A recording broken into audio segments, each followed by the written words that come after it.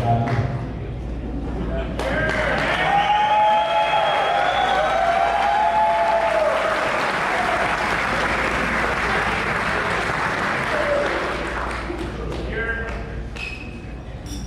now we're going to transition into a little bit of the fun portion of the evening, so to speak.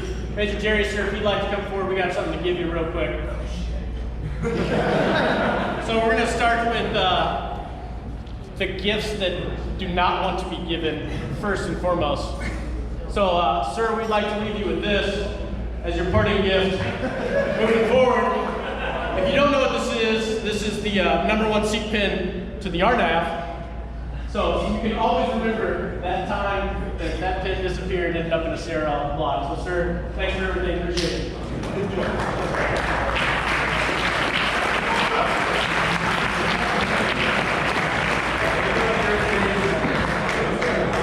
And then to Colonel Russell, sir, we had to think long and hard about what we were going to leave you with.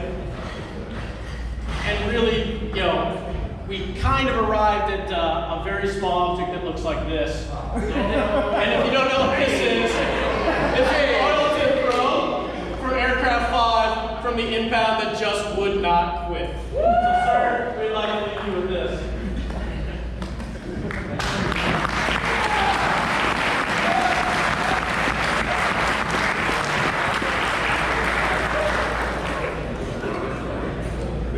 So, we have our official gift that we're leaving as a rotation.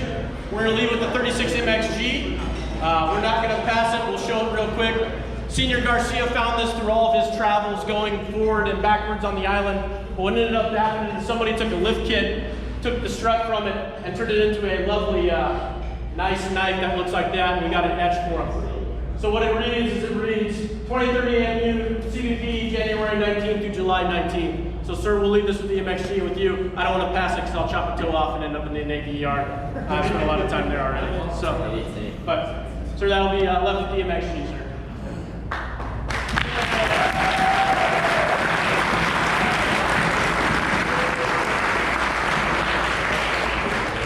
So, all right, so this is the last bit of the evening, and what I'd like to do is I'd like you to indulge me for a half second. As you know, your captain is long-winded, but I want to speak to all of you about kind of what we did during this rotation and some thoughts that I have. So first, I need to say, you know, Colonel Russell, thank you for your leadership and your guidance. You always challenge us to be better. If you think back to that first time we sat in the theater, he gave that intro brief. He spoke about football teams. You laughed, you cried, and then he spoke about his zero-tolerance policy for discrimination. At the end, as he was walking up with the chief, he said, "I will crush that airman." 2 days later, an airman found me in debrief who will not be named and walked up to me and said, "Sir, do you think the colonel would actually crush an airman?" My response was very simple. Have you seen that man? So Colonel Russell, thanks for always challenging us to be better and to do great things and for always supporting us. Major Jerry, sir, from us over at AMXS side, thanks for all that you did. You were an advocate all the time, pushing us further. You took over from Major Orm. The ball was on the 30-yard line, and you ran it about 60 yards down the way. And you kicked us in the ass when we needed to be kicked in the ass, and you shook our hand when we needed it. And we very much appreciate that. So for both of those great leaders, let's have a round of applause for them.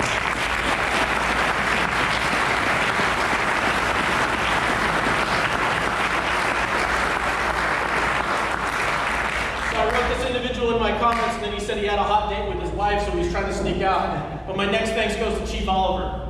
So what you don't know about the chief is that he would kick us in the teeth for IMSA, but we'd hold the senior and I behind every single meeting, and he would ask how each and every single one of you are doing. Not only MXS, not only MUNS, but AMXS. He would say, "Hey, how are the troops?"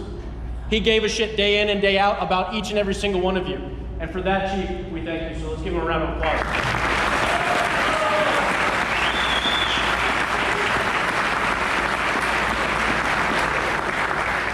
So think back 6 months ago. For a lot of you who've been doing a lot of drinking, that's a long time. So come back with me for a half second here. We're in the theater, right? It's -26. This short, stumpy, bald captain comes walking down. A lot of you are like, "Hey, who is this guy? He's been in my squadron. I don't know who he is." Ammo's on the other side of the theater like, "That's my OPSO. That's my OPSO." Yeah, there we go. That's that pity wheel. I'll take a pity wheel. I'm not proud. So with that, I stood in front of you and I talked about what's actually on the slide, so I pulled it up. said, hey, my expectations are simple. We do things by the tech data every single time, and we deliver a safe, reliable aircraft to air crews so they can go out and they can project combat power. And then my third expectation was this. Hey, I have heard enough about Barksdale being better than Minot. We will go, we will show up, and we will show them who the best is. So we took over from the 96.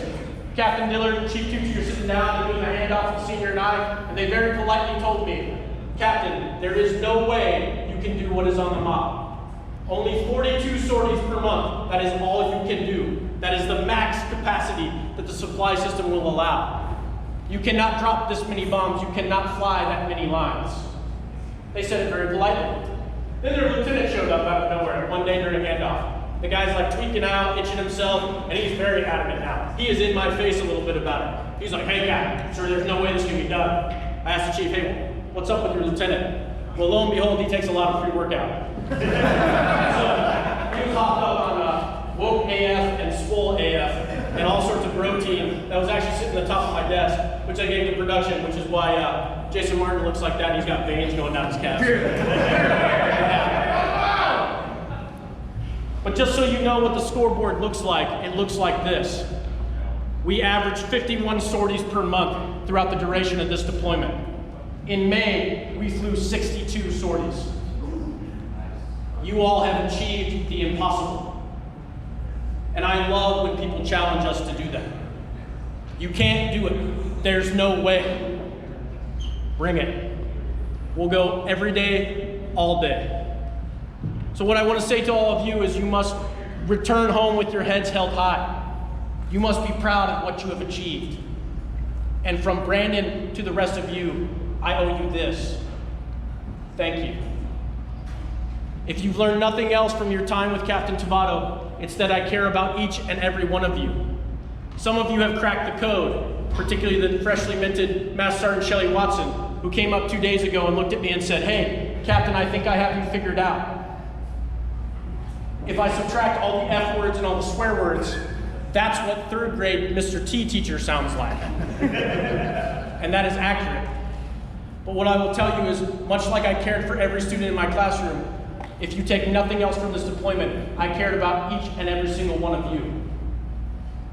I thought the highlight of my career was going to be my time in combat search and rescue, where I did some saves with the Coast Guard, where we pulled an F-18 pilot out of the water, but I was absolutely 100% wrong. This is the highlight of my career thus far. I am absolutely humbled to take this group of MXG warriors from Minot, from the 5th MXG, and go forward for the most forward deployments, the most MRTs, and the most sorties flown in the history of CBP. You can clap, it's okay.